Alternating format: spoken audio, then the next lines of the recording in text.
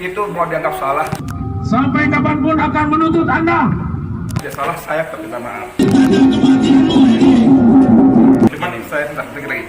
Cuman yang nama Edi Mulyadi makin ngetop di telinga masyarakat Kalimantan usai dugaan penghinaan yang ia lakukan berhasil membuat geram, marah saudara-saudara kita di Kalimantan, khususnya di Kalimantan Timur. Edi Mulyadi menyebut Kalimantan adalah tempat jin buang anak beberapa hari lalu dalam sebuah video yang viral di sosial media. Meskipun menyampaikan permintaan maaf, namun kelompok masyarakat Kalimantan belum menerima.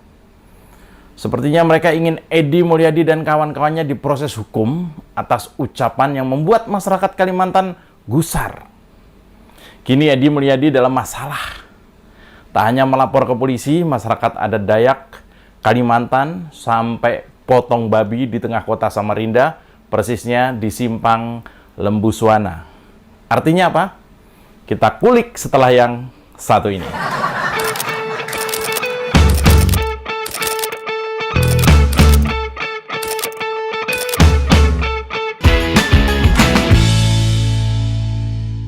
Nah, artinya dengan adanya ritual potong hewan itu, pintu maaf telah ditutup oleh masyarakat Dayak yang melakukan ritual potong babi dan ayam itu.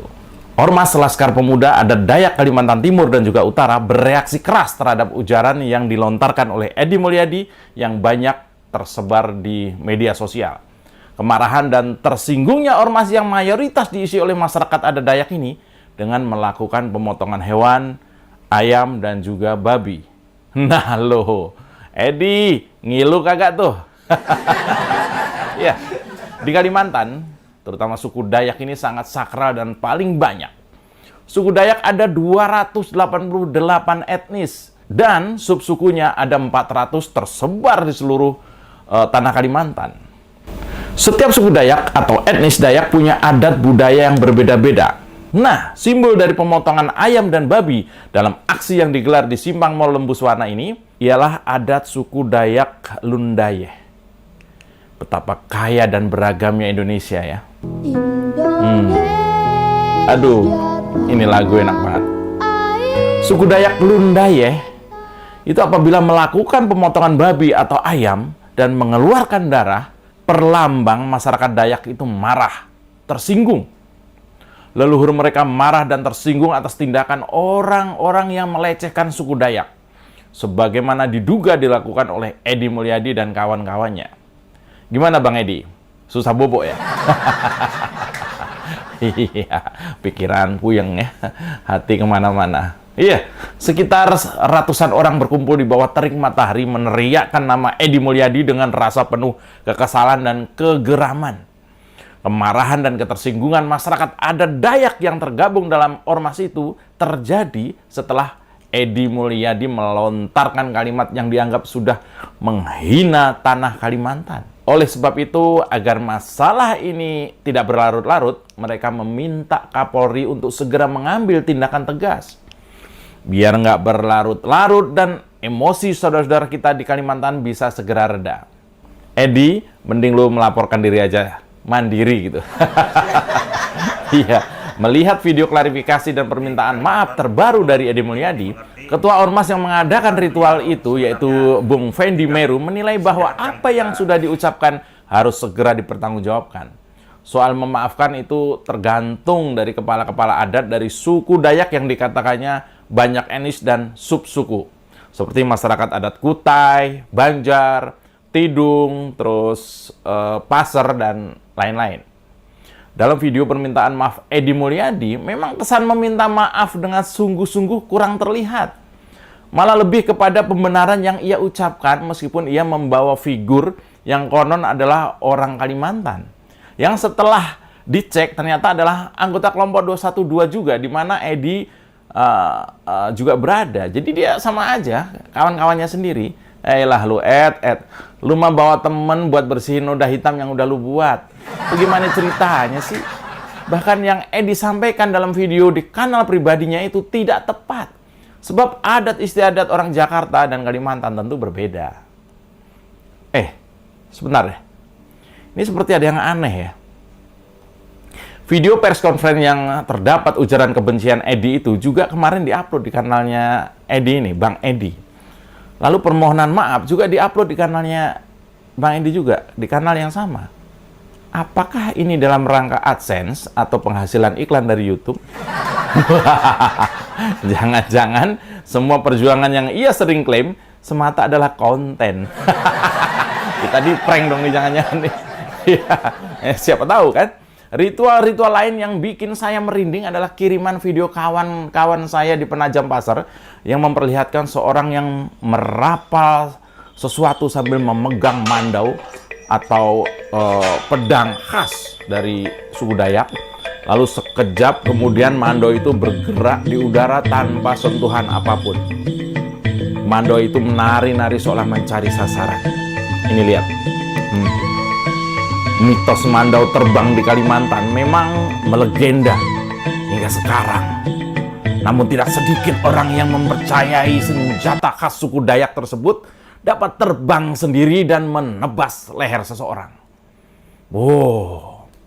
Mandau bagi orang Dayak adalah hal yang biasa.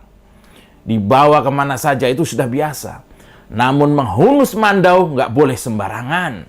Mandau juga sangat tidak diperbolehkan untuk mengancam orang. Dan jika dilakukan akan ada sanksi adat. Kabarnya nih, jika orang Dayak mencabut mandau keluar dari sarangnya, hanya dalam kondisi darurat, yaitu untuk membela diri. Berdasarkan kepercayaan, dan ini turun-menurun dari suku Dayak sehingga sekarang, ketika ada orang yang mencabut mandau dari sarungnya, berarti akan ada korban.